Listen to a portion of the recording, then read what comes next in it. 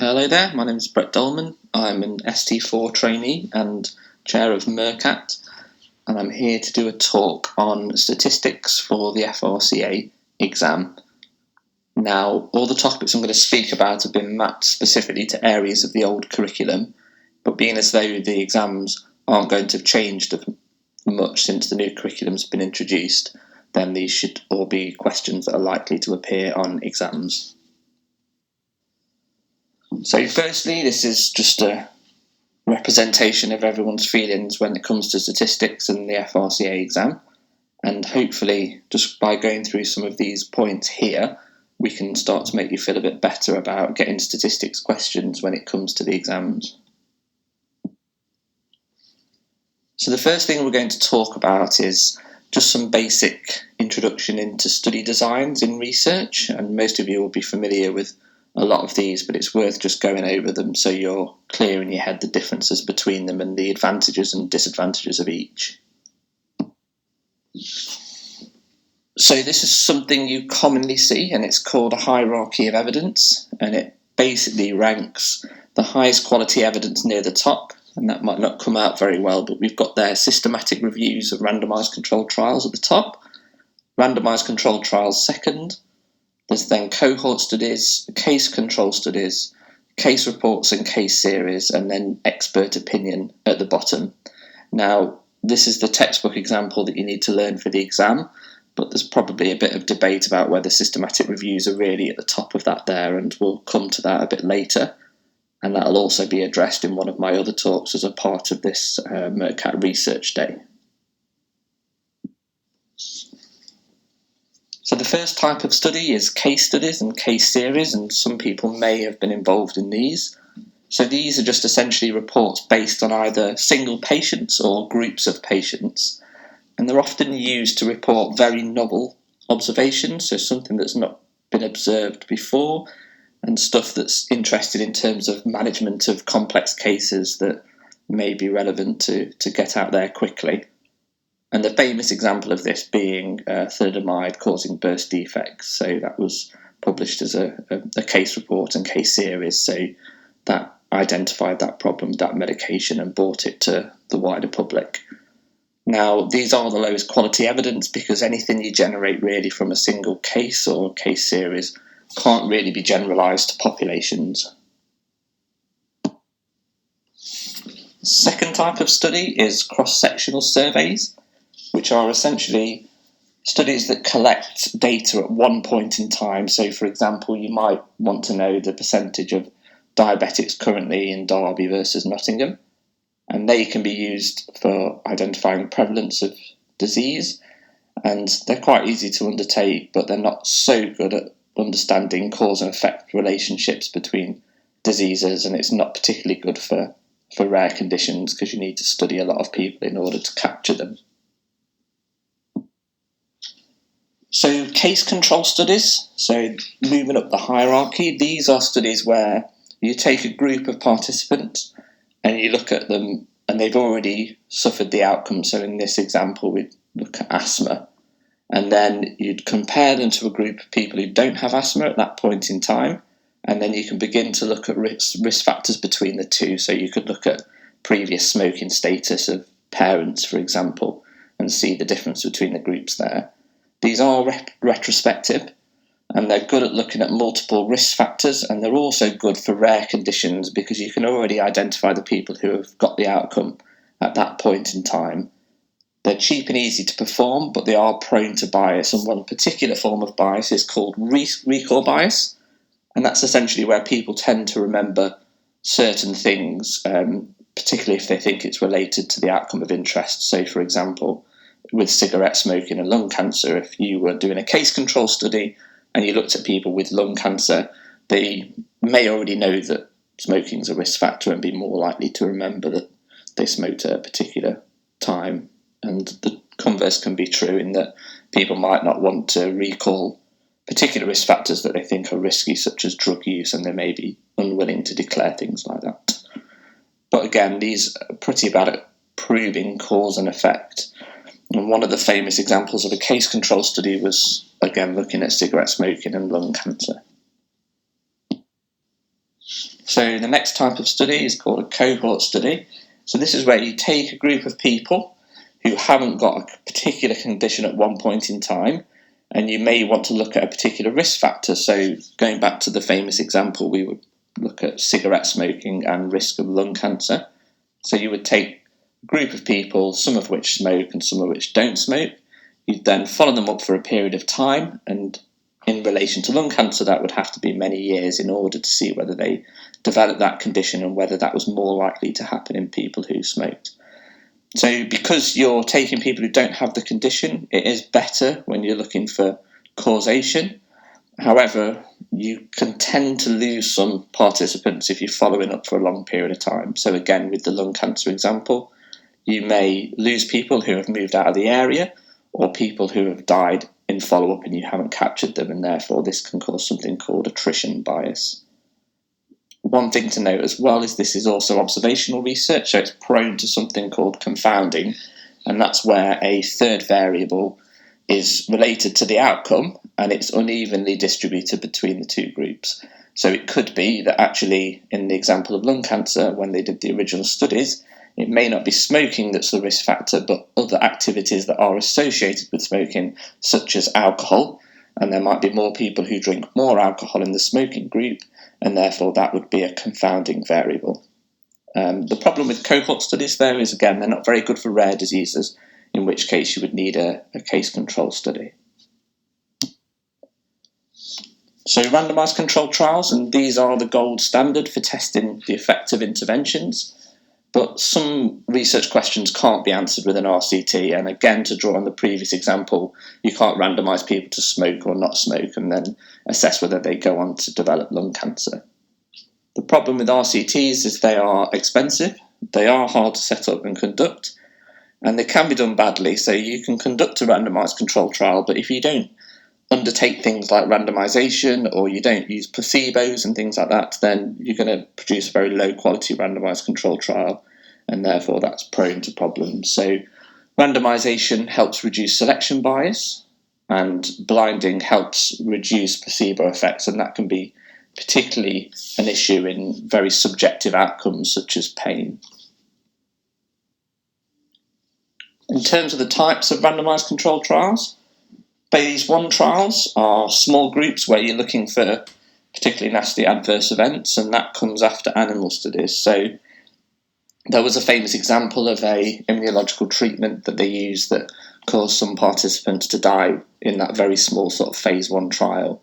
So that would be an example where you're just looking for any serious adverse events and you're not subjecting a large number of people to those risks. Phase 2 trials are bigger, but they do test some form of efficacy. So, for example, if you're looking at a new anti-diabetic drug, then you would recruit small numbers of participants and you might look at a surrogate outcome such as HbA1c rather than reduction in diabetic complications, which you would for a larger RCT. And this would be a Phase 3 study. So a Phase 3 study would typically be where you recruit hundreds, thousands of patients and test whether your medication is effective. Phase 4 studies, they are post-marketing studies, so something gets released onto the market and then there's continuing vigilance to see whether any sort of rarer adverse events come up. So famously in analgesic trials was rofecoxib, which got taken off the market because there was an increased risk in cardiovascular side effects. And for example, at the moment, COVID vaccines will be going through some Phase 4 post-marketing to see whether they develop any rare adverse events that weren't picked up within trials.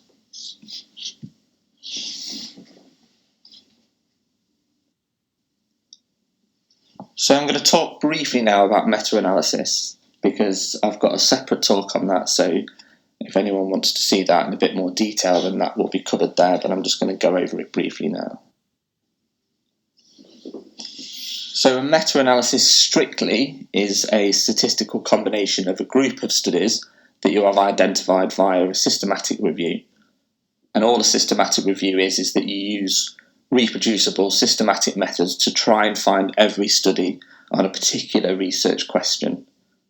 So that needs to be an extensive search. You need to look for both published and unpublished literature. So that's not just looking at online databases, but examining conference proceedings and clinical trial databases where you may find studies that haven't been published. And that can cause a particular problem called publication bias, where studies that are published are more likely to be positive and are more likely to be published faster than negative studies, and therefore searching for those negative studies is important as part of your systematic review process. The statistical combination of results is often presented in a forest plot, which we'll have a look at in a second.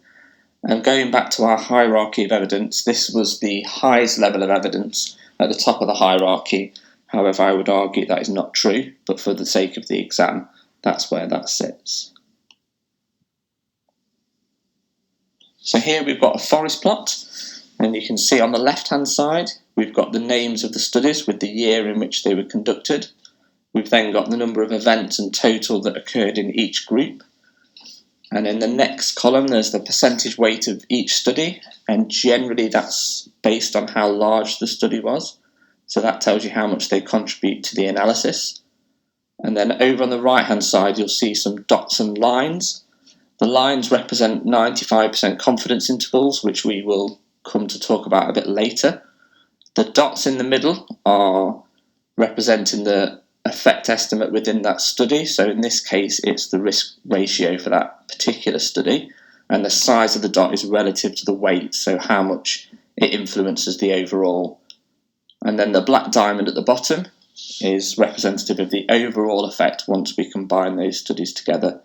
And the middle bit of the diamond is the risk ratio overall, and the width of the diamond is the 95% confidence interval overall as well.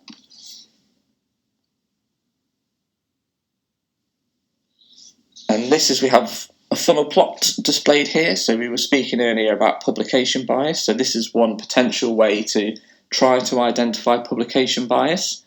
And we can see in the middle of the plot, there's a blue dashed line, and that is the point estimate in the meta-analysis. And we have on the x-axis the effect estimate. In this case, it's the mean difference. And on the y-axis, we've got the standard error, which is reversed, and essentially the larger studies are at the top of the y-axis. So what we would expect by chance is that the larger studies will be closer to the estimate, which we can see a group of studies there, larger ones grouped quite close to the estimate, which is the blue dashed line. And then just purely by chance, we would expect some of those smaller studies to show more extreme results. Now, what we would expect by probability theory is that there should be an equal amount of those black dots either side of that plot, and it should look symmetrical. But we can see on the right-hand side that there is missing dots on that side, and that potentially highlights that there could be some unpublished studies there that haven't been published and therefore haven't been part of our analysis. So we can identify from that plot that there is potentially publication bias within this meta-analysis. So the next bit from the curriculum is, it says explain the outcomes and the measures and the uncertainty in their definition. And I looked at that and I have absolutely no idea what they're trying to get at there, but I don't think it's anything important, so I think we can go past that bit. So now we're going to talk a little bit about types of data and their representation, because this is central to understanding how you select particular statistical tests, which is one aspect I think a lot of trainees struggle with. So what we're going to do is we're going to go through data and we're going to go through various aspects, and I'm going to briefly show you a flowchart that you can use once you've got the prior knowledge presented in these slides. And I build on this in one of the other talks, which is about how to select a statistical test for those that are more interested. So looking at data, the things we're going to look at is, first of all, types of data. And we all love a good mnemonic for exams. And the one I've got here is noir, and we'll go through what each of those represent. You've then got the distribution of data, which we'll talk about, and really just talk about the main distribution of data for continuous outcomes, which comes up quite a lot in exams. We'll talk about central tendency, that's essentially just the average, and then we'll talk a bit about dispersion as well and measures of that. So the first type of data I'm going to talk about is nominal data. Now, this is probably the least complex form of data, and through that mnemonic, data tends to get more complicated as you move along. So nominal data is essentially categorical data. So there is categories, but those categories don't have any particular order. So we would look at sex being male or female, or we would look at marital status being single, married, widowed, divorced, or separated.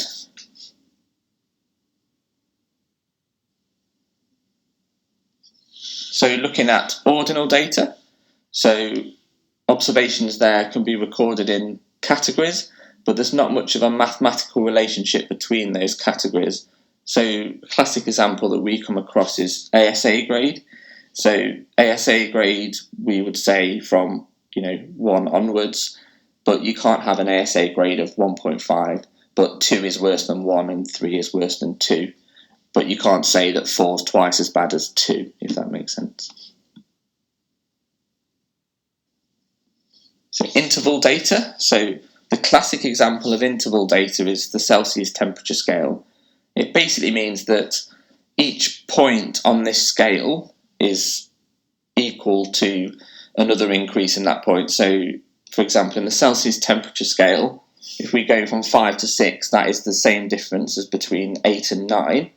But it doesn't mean that 10 is twice as hot as 5 is. And that's because we put an arbitrary 0 point within the Kelvin scale. So actually, if you were to look at an example of 20 degrees and 40 degrees, it's not twice as hot. It's actually just 1.068 times hotter than 20 degrees.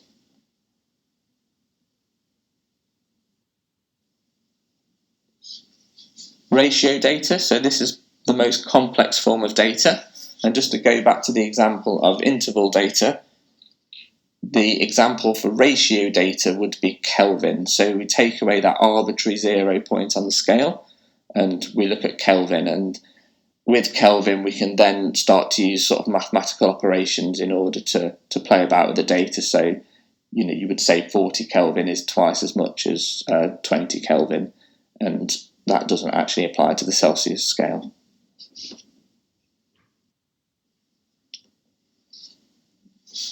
So next part of the curriculum describing data is to look at the normal distribution and examples of parametric distribution. So here we have the example of a normal distribution, also called a Gaussian distribution or a parametric distribution. And this is a distribution that continuous data often takes, and essentially this is a histogram. The x-axis there is the value of whatever you're measuring within your experiment, and the y-axis is the number of times that appears. And we can see that often sort of ratio data will take this form called the normal distribution. And often there's questions in exams about within how many standard deviations will a certain amount of your data lie. And usually that is, if it's within 1 standard deviation, it's 68.3%. For 2 standard deviations, it's 95.6%. And 3 standard deviations, it's 99.7%. And we can see that at the bottom where it says 3 with the symbol for standard deviation at the bottom there. You can see that that contains most of the data once you get to 3 standard deviations.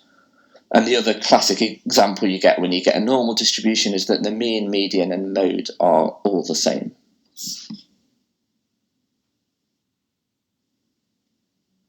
And we often talk to patients about this position for epidurals in obstetrics, but it's also quite a nice representation of the normal distribution. Looking at skew now, so this would be where the violation of normality happens when you've got skewed data, or you might have bimodal data, which is one that's got 2 peaks, so that's the graph on the left.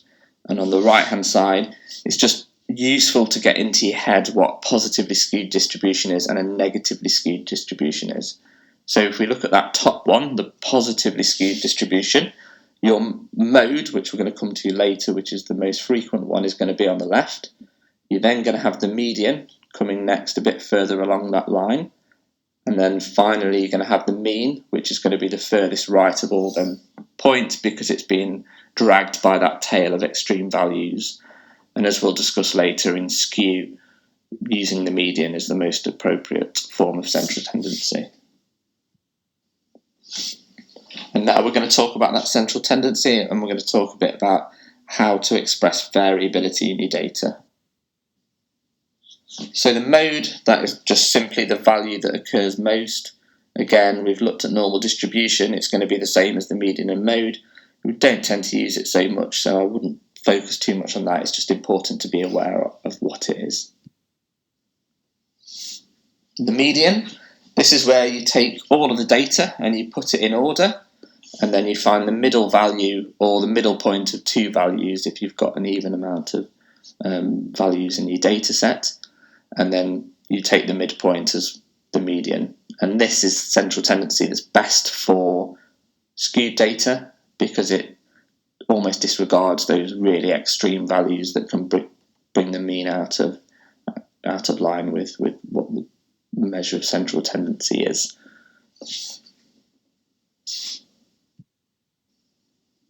So here, just an example here, we'd put these cats in order, and then the median's going to be the midpoint between the second cat from the bottom and the third cat from the bottom. The mean. So essentially the mean is where you add up the scores of all the data that you have, and you divide it by the number of data points. And this is most commonly used if you've got a completely normal distribution. Although some would argue you just could use the median all the time because even when it's a normal distribution, it's going to be the same anyway as the mean.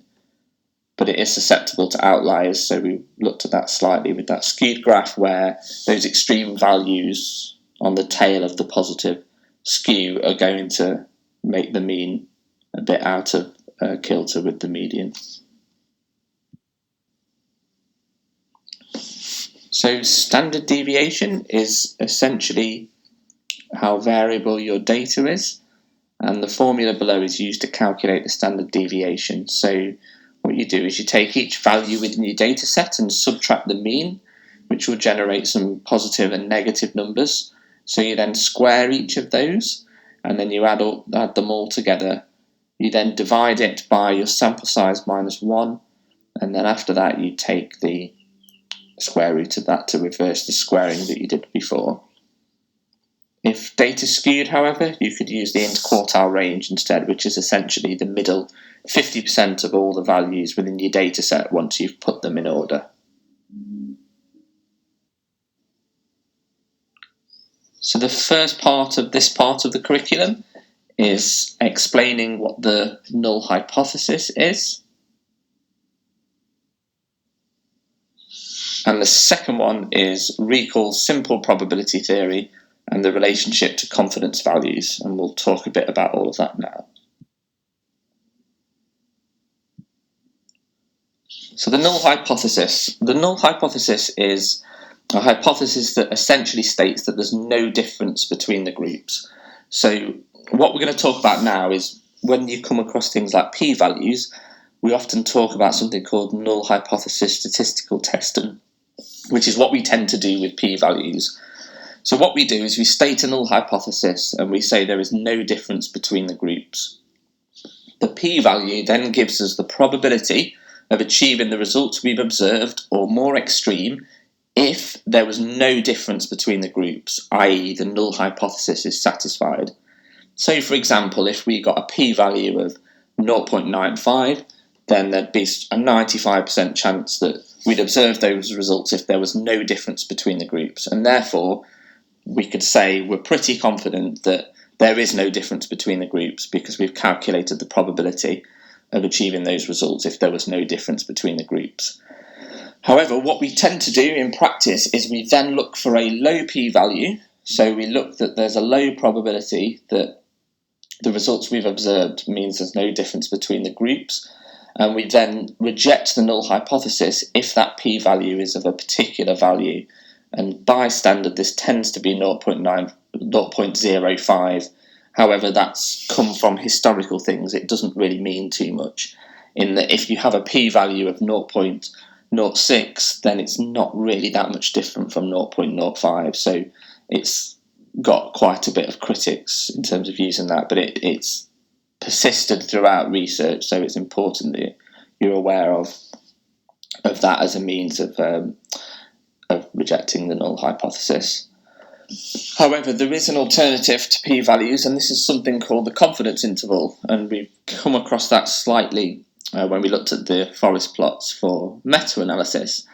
Now, the confidence interval has quite a complicated definition, which isn't terribly intuitive, and it's often misunderstood. And the wrong definition is often used, which is that there's a 95% chance that the population value lies within its range, and that's not true. And that's because the population value exists, but we just don't know what it is. So if we've got a particular confidence interval, and the population value lies outside that confidence interval, then the probability of it lying within it are 0. So it's not really the true definition of what it is, and I'm not going to give the true definition because it's not very intuitive. I would just think about confidence intervals as a likely range within which the population value lies, but it's not strictly that. But they are more useful than p-values because they give you a range of uncertainty around your estimate for your particular study or meta-analysis, and I'll show you the forest plot again so you can appreciate that. Standard error of the mean. So this is something that often gets confused in exams. People get the standard error of the mean and standard deviation mixed up. The standard deviation just tells you about the variability in your data, and it's just a way of describing the data within your particular study. The standard error of the mean is used to calculate confidence intervals, and it essentially tells you how close your sample mean is to the population mean. So if you've got a small standard error of the mean, it means that you're going to have small confidence intervals as well, because you're going to have precise estimates relative to that population value that you want to know. And it's essentially just calculated from the standard deviation divided by the square root of your sample size. So the standard error of the mean is heavily weighted towards being low if you've recruited a lot of participants to your study. And I'll show you a little bit about the confidence intervals now that we looked at before. So we can see a forest plot here. So essentially what I want to indicate is how confidence intervals are related to how many participants you manage to recruit. So we can look at a lot of these studies, and if you look at the one at the bottom, which is Toygar 2008, you can see that you've got 60 participants within that study, and because there's a low number of events as well, you've got a very wide confidence interval, and you can see that going all the way from 0.01 up to about 10. So in that study, we're very uncertain about where the true population value lies.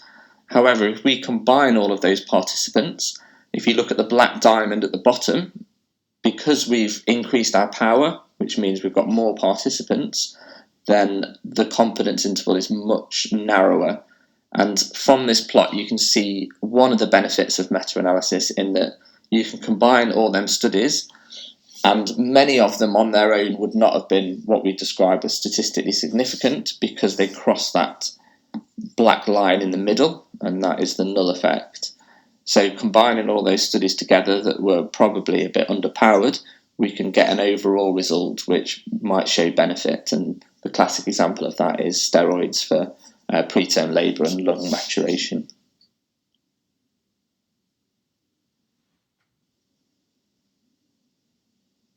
So next bit of the curriculum is to look at type 1 and type 2 errors.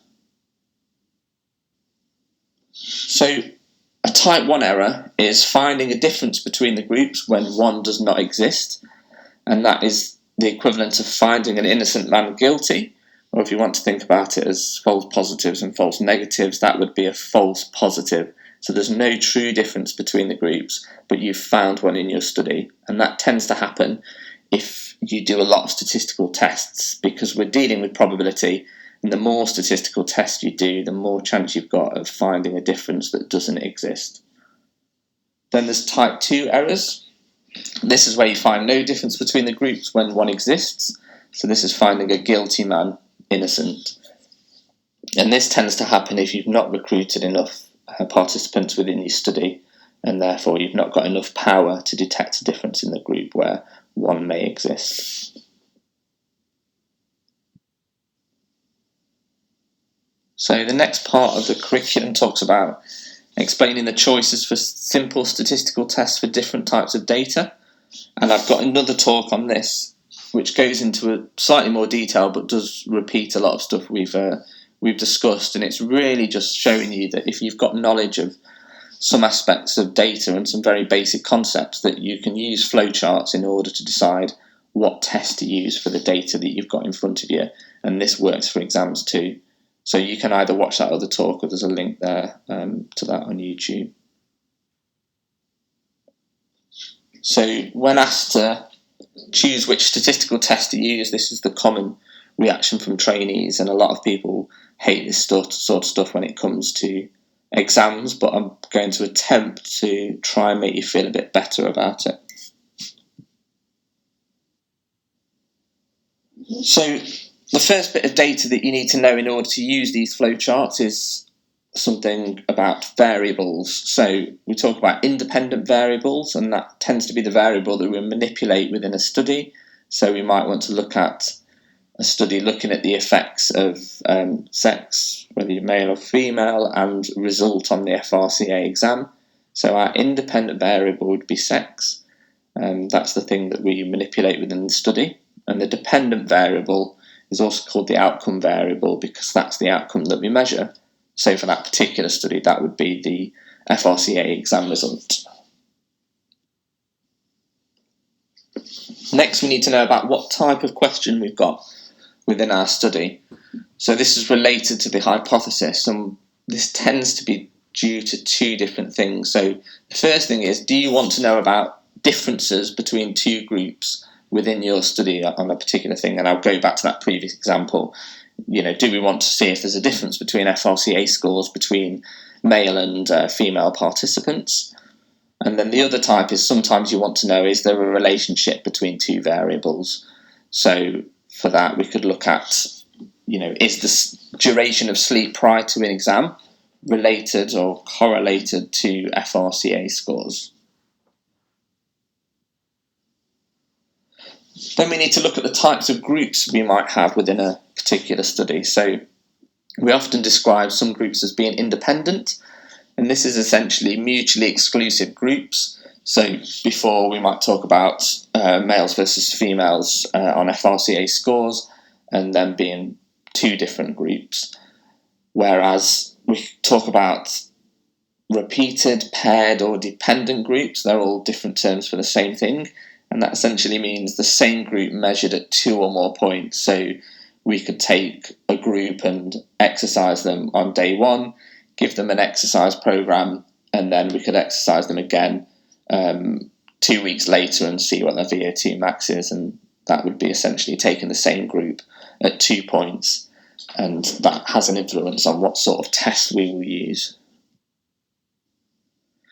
And I don't know how well this is going to come out, but this is essentially a flowchart, which means that with that information I've just given you, you can work your way through. So we've got on the left-hand side, it says type of dependent variable. So let's assume we've got ratio. So we go down the flowchart. And then it says type of question. So let's say we're looking at differences. So we go down the flowchart again. And then it asks for the number of groups. So we just look at 2 groups. And then the relation with the 2 groups, we could say we're doing the males versus females and results on the FRCA. So we've got independent groups, and then we go up the top, and that gives us 2 options, which are independent samples t-test and Mann-Whitney U-test, which is just the independent samples t-test is parametric, which means you assume normal distributions in each group, whereas the Mann-Whitney test you don't, and therefore if you violate that assumption, then you can use the Mann-Whitney test.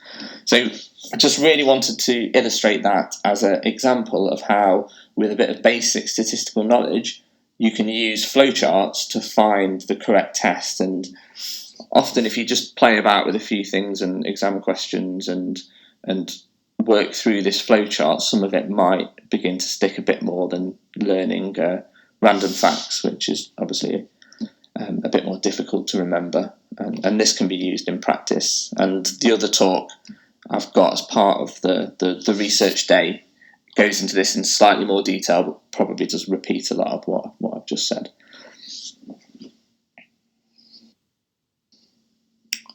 So don't worry, I'm not going to go off on a tangent and talk about inhalational anaesthetic agents, because I think that's scary enough for the FRCA exams.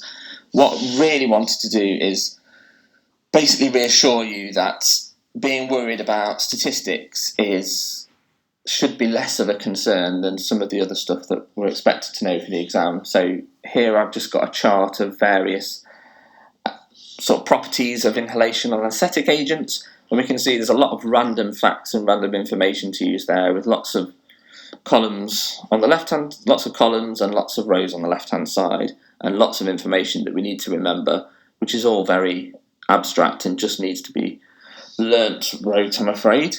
And then the next, and this is the statistics one. So this is a very basic one where you've only really got 3 rows on the left and 3 columns at the top, and then a few tests to learn in between. So this is really just to show you, don't be scared of statistics. Although they are just random facts that you have to learn, in actual fact, it's a lot less scary than a lot of the other stuff that people learn for the exam. So I just want you to be a bit less scared about statistics and just try and learn this table here, and that would give you enough information that you would need to get through the exam. And then finally, just some random tips. If you decide after this talk that I hate statistics even more and that I'm just not going to bother revising it, if all else fails and you get to the exam and you've not really learnt about it, just remember some basic facts. So t-tests are always parametric, and the type of group is in the title of the test. So there's a repeated samples t-test, which is repeated groups, or an independent samples t-test, which is independent groups. And they might have slightly different names, so it might be paired t-test, but if you remember that, then you can probably answer a few questions in relation to what test you'd use for what data. ANOVA is a type of parametric test that deals with either 2 groups or measurements on more than 2 occasions. So if you've got ANOVA, you've got t-test, they're parametric tests, but ANOVA is used when you've got more than 2 groups or more than 2 measurements. And again, they're called repeated measures ANOVA, or you might get one-way ANOVA. They get slightly more complex, but all of them are parametric.